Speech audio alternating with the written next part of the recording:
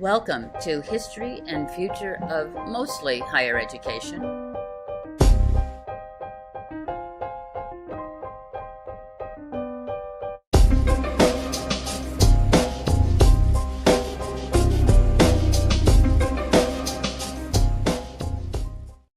Hi, welcome back. It's week 6 and the final week of the History and Future of Higher Education.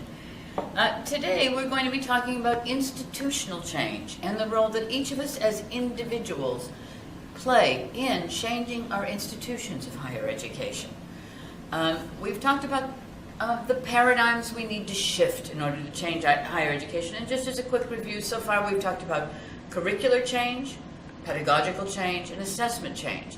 As I've said, today we're going to focus specifically on institutional change. I'm standing in front of an institution that kind of is an anti-institution.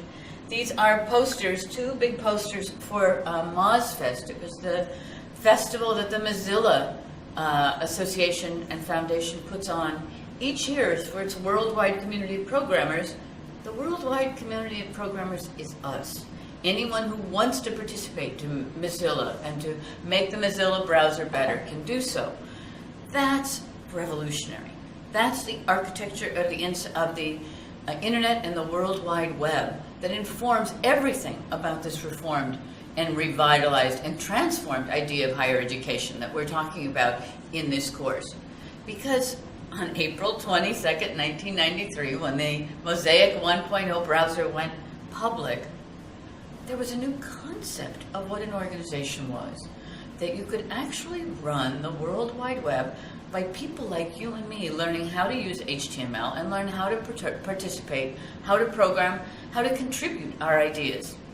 To my left is a sign from the tent that we kept at MozFest in 2010. MozFest invited Haystack to come. They looked all over for an organization that was representing higher education, but that embodied the values of the World Wide Web, and they found Haystack. I'm wearing the official Haystack t-shirt today. It's a pun on Haystack, because we believe in ourselves as being a collection of all of the things that fit together in Haystack. It's also an acronym, of course. It's always an acronym for Humanities, Arts, Science, and Technology, Alliance, and Collaboratory. One thing I'm going to be talking about today is what a collaboratory is and what an alliance is.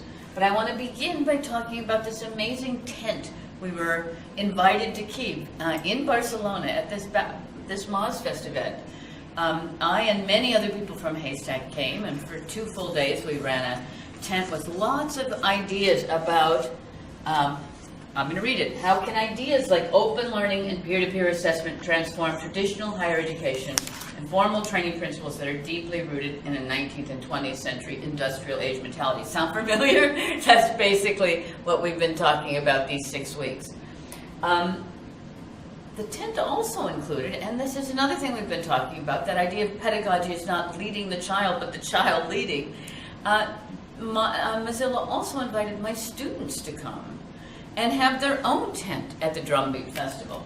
And they also participated and had their own tent with their own events, and did a cool thing. They did what they called a low-tech social network. The Wi-Fi out in the plaza that we were in, outdoors in our tent in Barcelona, wasn't working, so they made a social network with Post-it notes. They gave people colors of Post-it notes for their interests and passions. Like, people put their notes on a huge board that we arranged, and then people throughout the day would look at each other's Post-it notes, and it became a meeting place for the whole festival, which is great because it signified the way the virtual and the face-to-face go together, the way the digital and the face-to-face go together. All of those things are part of what institutions are. Institutions aren't just bricks and mortar. They're social practices, they're customs, they're assumptions, and they're all of us meeting together.